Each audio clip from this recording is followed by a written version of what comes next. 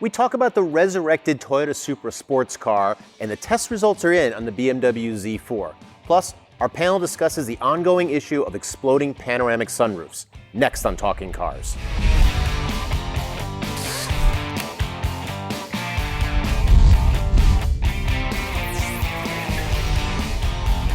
Hi everyone, and welcome back to another episode. I'm John Lincove. I'm Gabe Shenhar. And I'm Jennifer Stockberger. And we've got a pretty interesting episode here because our topical content is actually about two new cars. They're siblings, cousins maybe, two different manufacturers from different parts of the world. One is the Toyota Supra, and we also have the BMW Z4 that we finished testing. But we're going to get to the Supra first. Some background on it. Long hiatus since we've seen it. Last time we tested it was a 1994 test. It was a big supercar of the era, a lot of power. We even said, quote, its sole relentless objective is to go very fast. Gabe, what did you think of the old one first? And then let's move into the new one. I was not a fan of the old one.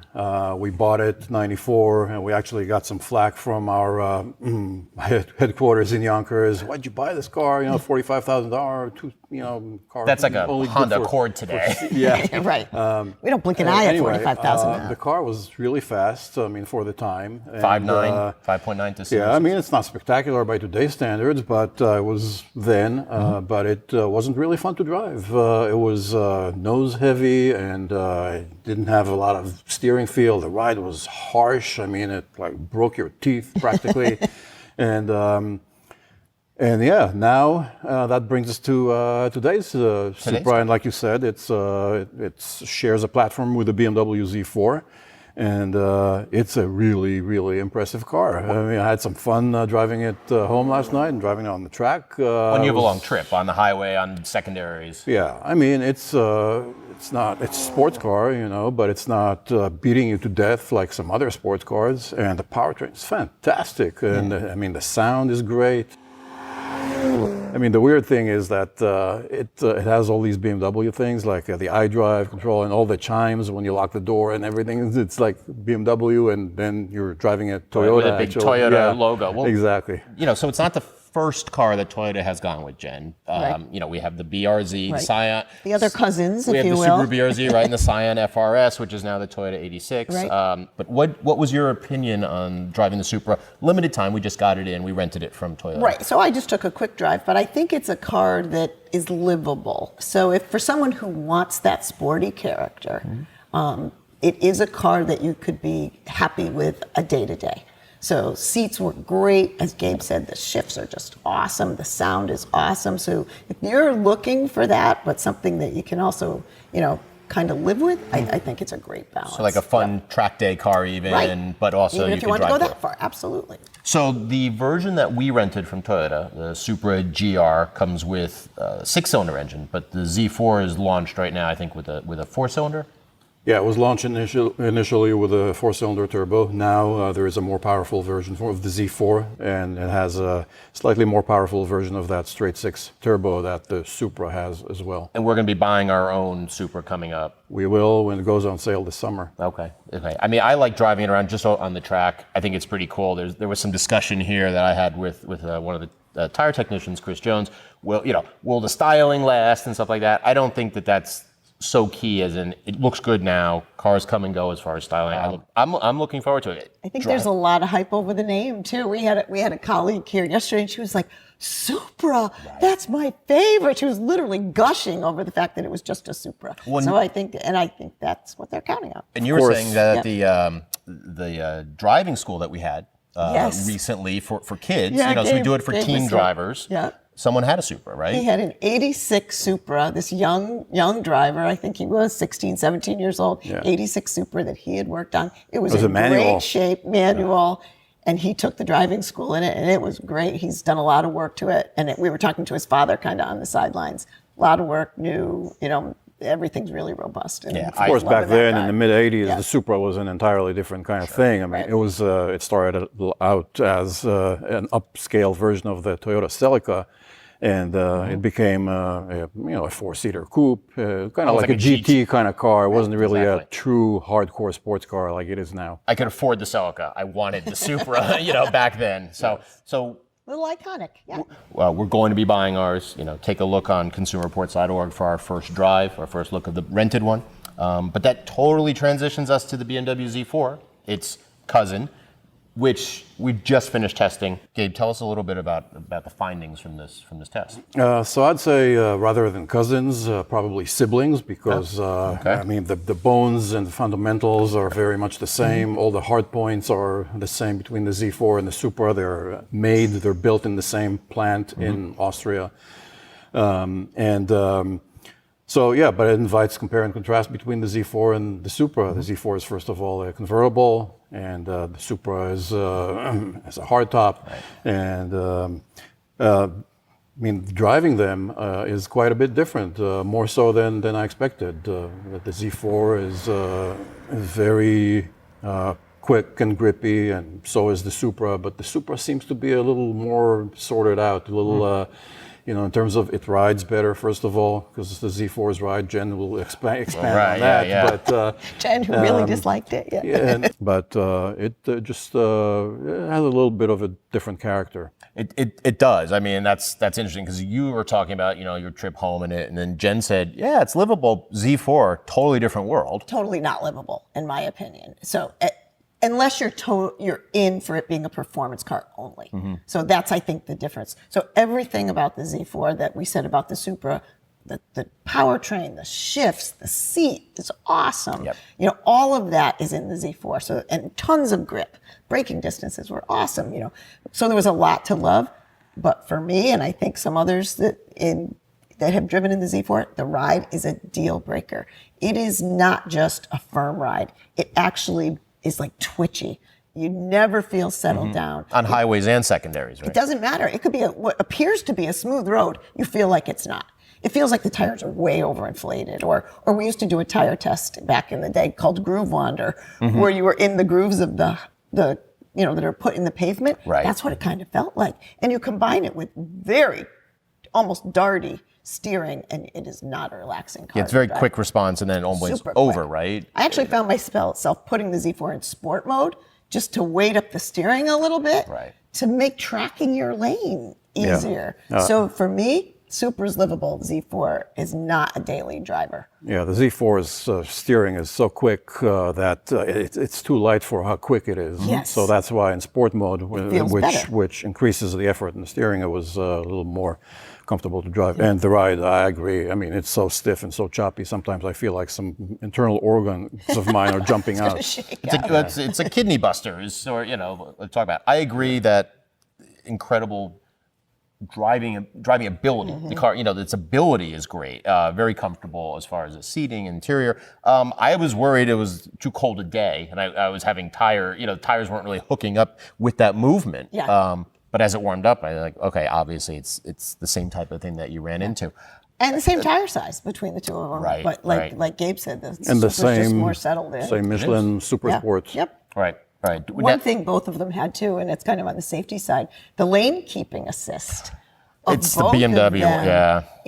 Is quite so. Again, lane keeping assist. It's if you're drifting out of the lane and it senses you're over the lines, it's trying to correct. But those motions, both cars, pretty abrupt. It does if you let it do its thing.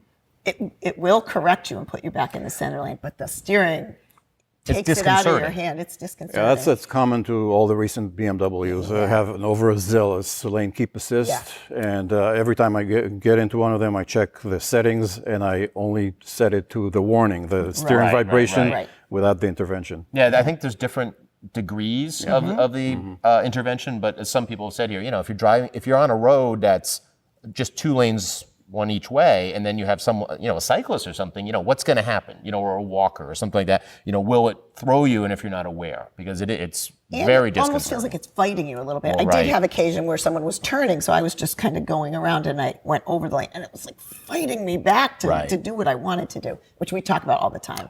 Judging driver intent is a key to some of those systems. Well, and it really shows they're still in development. Yeah. So Z4, just quick recap, fourth generation. It was first the Z3 in 1996 when it arrived. So it's come and gone from like a soft car to a really hard edge car to the last one was a little softer, and bounce around.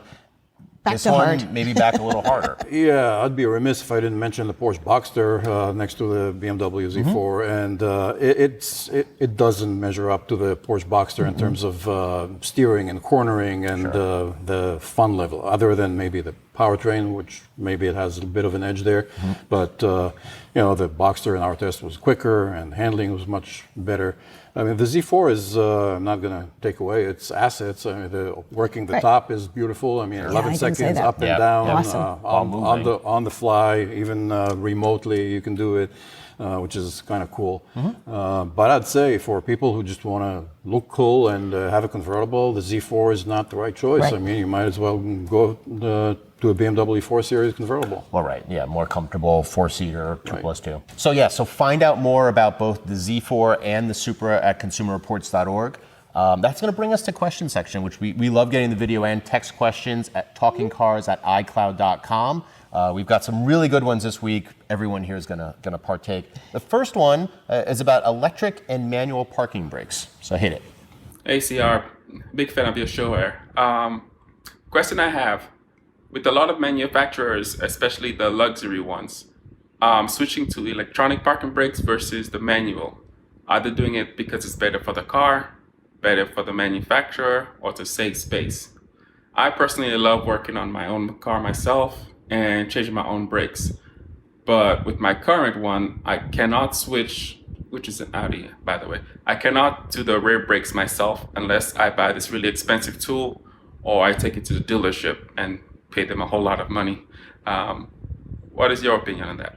So Gabe, why are we seeing these more and more in cars and the big lever with the button that ratchets is going away? The advantages of electronic parking brakes are that it takes less effort and you're more sure that you were engaged all the way rather than ratcheting it up. That wasn't too hard. I mean, And well, for you and I maybe. And it saves space, so you eliminate all the linkages and mechanical connections underneath, so you have more space for storage.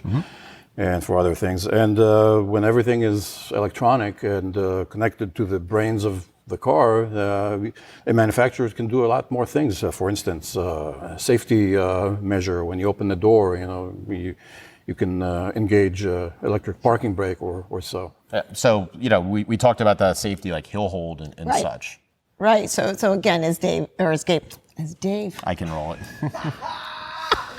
So, Jen, we talked about some things, some safety features such as hill hold and always on, right? Right. So like Gabe mentioned, much easier to engage, so it ensures that. But, as we've talked in the past about different gear selectors that you may not be assured or engaged to park or are still in gear, the electronic allows you that, if the door is opened or the key shut off, to default to that as opposed to a mechanically engaged one. So there is some safety there, as well as some that always come on.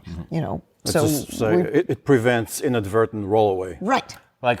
Which you starting can't up on a do hill with or a something. mechanical version. So no, I think they're. Well, yeah, you have to do the whole manual transmission game of like holding the brake up and revving it and having 3 hands to do everything. You can still do it with the electronic one. Yeah. So no, I think there's potentially some safety benefit there as well. So, our question was also about disengaging, to work on his own car. Right. Is that possible? Yeah, my understanding is there's, depending on the manufacturer, potentially a sequence of events to disengage them, but it's not the mechanical, get in there and do your own brakes, as he refers to. It's going to be, like we've said about 1,000 other things, it's different. It's going to take a little bit of learning to find out how to It's like repair AB, them as well. Yeah. That type, okay. Right. Well, so we're going to put that one to rest. Our next question is about Jen, right here. So why don't we hit that one as well? Hey, Talking Cars. Really enjoyed podcast 200, and I hope you'll produce 300 out here on the West Coast. But you left out something really important. You didn't tell us how Jen Stockberger got into the automotive field. More generally, could you share some thoughts with us on the contributions of women to the automotive field, both in production and consumption?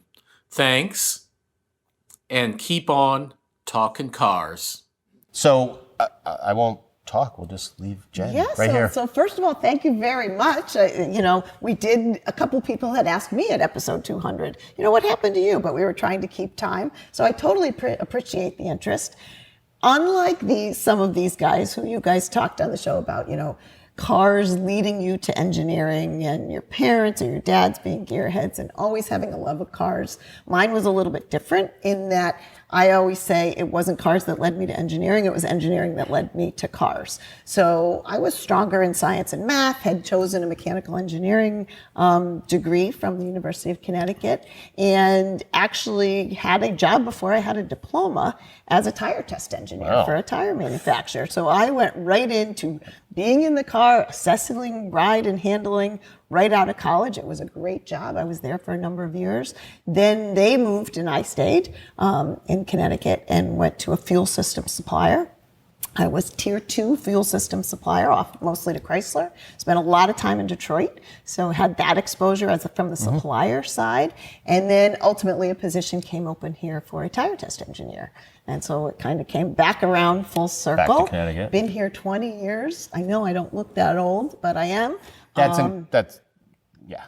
Yeah, We don't won't. say it. Don't say it, John. I'm trying. So yes, so that was my kind of road to Consumer Reports. So a circuitous route back to Connecticut, but what about the question about influence of women? Because women are very influential on purchases of cars. Right. So I go back to, I think it was a Ward's Auto article of a few years ago where they were talking about how much influence women have in vehicle purchases. Often they're the bankers of the household and in charge of finances. So whether they're buying cars for themselves or influencing a family They're the vehicle rational purchase, ones. they're the rational ones. I've been trying to tell you. So those stats were like between 65 and 80% of vehicle purchases are influenced by women. So then I did a little digging, kind of labor statistics. Half the U.S. workforce, 47%, yet only 25% of jobs in automotive engineering or development, and only 19% in automotive sales or tire sales. So it's kind of disconnected. Where we see those gaps, women are way involved in the purchasing of cars, yet not so involved in the development of cars.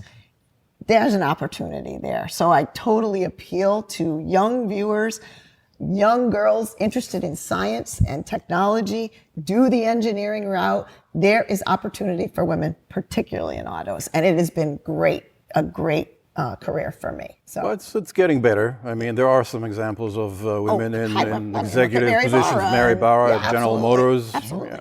Yeah. It's still less. I'm just saying there's a gap there. There's opportunity for sure. Thank you so much. So it's not as if women aren't represented already at Consumer Reports in general. We have, a number of women engineers, but also here at the test track. Absolutely. So 3 engineers, human factors, statisticians, support staff, and we are all involved in the evaluation of the cars, particularly the ergonomics, because there's vast stature differences. So that's a great point, John. We are probably overrepresented, which I love. Awesome information, ton of great information. No questions about me for missing episode 200, but that's okay. That's okay. What was John's background? Yeah, no one cares. No one really cares. We're going to move on to another question about heavy-duty trucks. Roll it. Good morning to my favorite podcast. This is Jim from Bloomingburg, New York. I have 2 questions for you. I have a 2017 Ford Super Duty. I am thinking of replacing it because it does not have the latest safety features, especially automatic emergency braking. So I was gonna ask you to test the 2020 Super Duties from the big 3. I would like you to test them in diesel for towing.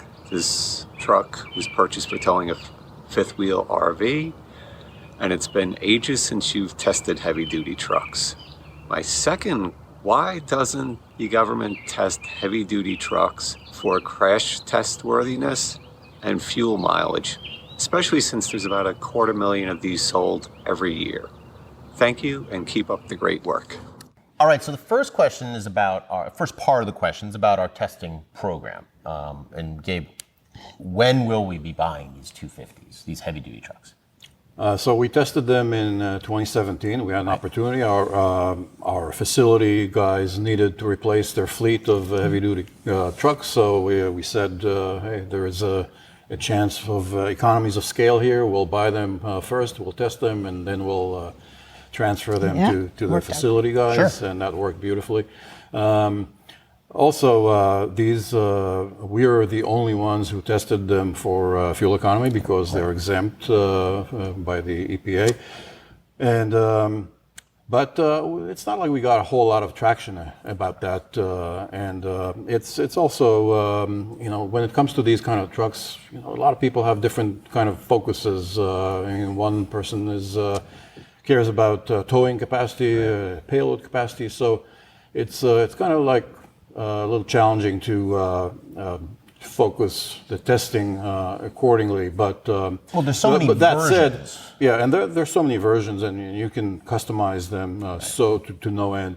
That said, though, we have reliability information on these trucks, and we'll continue to provide that. Right, because we do get a lot of reliability data from our members, and we also rent the trucks from manufacturers when they have made significant changes. I mean, Jen, the one thing is the gentleman asked, should he trade in his 17, or he's considering, right, just to get it right, for the new safety features. But so is that why? I mean, he probably hasn't depreciated significantly yet, but it's it's a big amount of money to dump into a new vehicle. Is it a wise choice? Right. So certainly, in particular, the Ford Super Duty, absolutely the safety features have come up in those cars. So you're looking at AEB, FCW, pedestrian detection, blind spot warning. So we have forward collision warning, automatic emergency braking, lane depart, blind spot warning, pedestrian detection, all available in the Super Duty.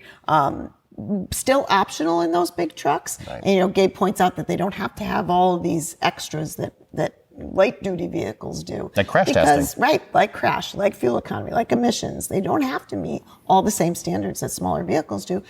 And you think back when those standards were established, heavy duty pickups were not the passenger vehicles that they are today. And he makes the point in the video that there's, so many of them sold, but they are used as passenger vehicles now. Sure. So Consumer Reports has certainly advocated that they should be required. We shouldn't be the only ones getting the fuel economy numbers on those big trucks. But yes, if safety is what you're after, it seems like a fairly new truck to trade in, but you're certainly going to find those optional safety features that we love in the Super Duty or in the others. But it may be in more order. so in the Ford. Yeah. It may not be on the dealer lot. Right. Because it's a lot of the features either come with options or it's just something the dealer may not look for. Right. So you're going to have to ask for them. Yep.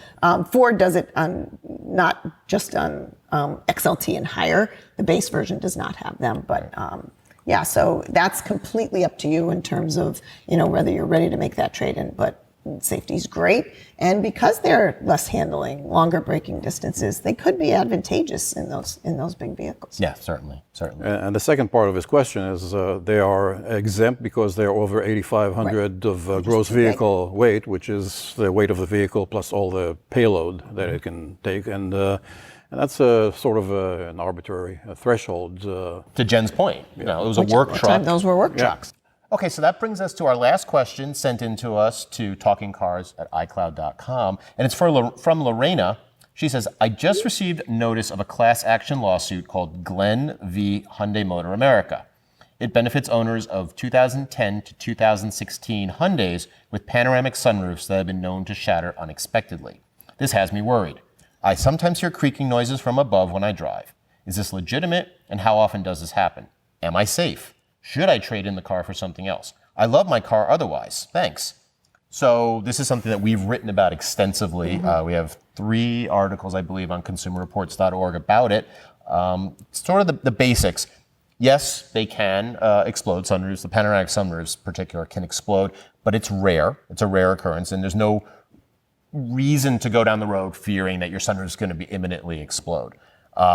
There could be other reasons for creaking noise besides defective glass. So it's not as if that's an immediate sign of some kind of explosion. And trading in a car that you love over this fear, again, it happens, but it's small numbers. It may be excessive. So those types of things. There is a website out there, though. It's www.panoramicsunroofs.com. panoramicsunroofsettlement.com, because the Glenn versus Hyundai Motor America lawsuit class action is legitimate. It covers a lot of years and models. We'll have it in the show notes below. But some of them Sonata Hybrid, Hyundai Tucson, the Sonata, the Veloster, as well as the SUVs. So one of the things to look, to know is that on our site, on our article, we talk about the difference between the types of glass. One will shatter, tempered glass will shatter in big chunks. It's not like it's going to explode and hit you in the face, but you could have scratches. And the other one's laminated glass, and some manufacturers use that, where it's glass was sealed with plastic to keep it from breaking. So you think, window pane just shatters, the tempered falls in little pieces, and the laminated is going to break, but it's not going to fall on you. By the way, this phenomenon is not exclusive to Hyundai Kia. There are other manufacturers that suffer from it. Excellent point. Yeah. So Though Hyundai Kia is disproportionately it happens. Yes. So that may not help your fears. I do want to point out, though, that yes, this phenomenon is super disconcerting, and the descriptions are like it sounds like a gunshot or an explosion when it happens. But I do want to say that people have not been seriously injured and no fatalities associated. Yes, you get rained down with glass. Yes, it's very scary. But if that helps at all to Lorena, people aren't being really hurt by it. Sure. But it could cause, a slur or something. Yeah. Exactly. So My advice would be keep the sunshade closed when the sunroof is not open. Not use your wonderful and sunroof, that'll unfortunately. catch the possible shards. Yes, no, certainly. It's a little bit of protection. So And it's a new phenomenon as these sunroofs have just gotten massive and huge. yeah, they proliferated. The bigger the glass in the manufacturing process, the more susceptible to small imperfections that can cause this, is my understanding. So again, we're going to have in the show notes, we'll have information on the settlement URL, and let us know. Send us in some stories to consumerreports.org. We're asking if people have had that experience. There's a number of comments on the National Highway Traffic Safety Administration website. If that happens, definitely log that so that actions like this or some other problem can be reported to the government, and we can have recalls and safety events taken care of. So on that note, we're going to wrap up this episode. Make sure you check the show notes for information that we talked about on this episode. Also, send in your questions to talkingcars@icloud.com. Thanks for watching, and we'll see you next time.